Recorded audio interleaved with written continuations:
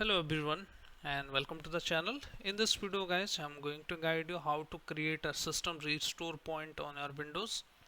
So this will help you to recover your PC when you will get the blue screen of death, PC is not rebooting or PC is not starting on your Windows.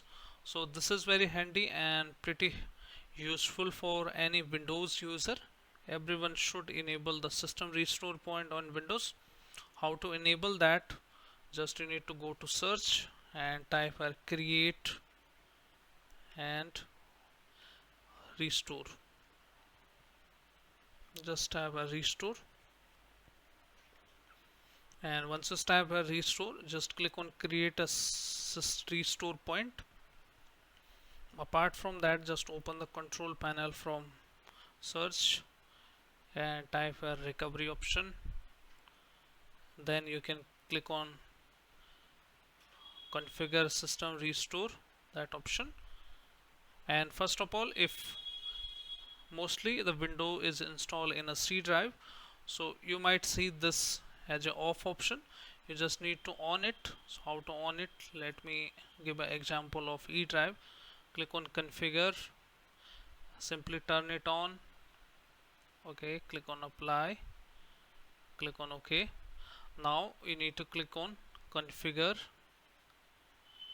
not configure, we have already done that. Now you need to click on create and just keep date here, whatever you can. Just click on create. You need to select your C drive guys. I have selected E drive just to show you only. Otherwise I have already created the system restore on my Windows, but I'm showing you in a E drive so that you can start from scratch. And this will take some time creating a system restore. You can see here the logo of where the window is installed, and the restore point was created successfully. Just close this and you can re-verify it. Click on system restore and you should be able to see your date created here, and then click on next, then click on finish and click on yes option. Once you click on yes option, your system will be restored to this date and time, and all the issues which you are facing right now will be resolved.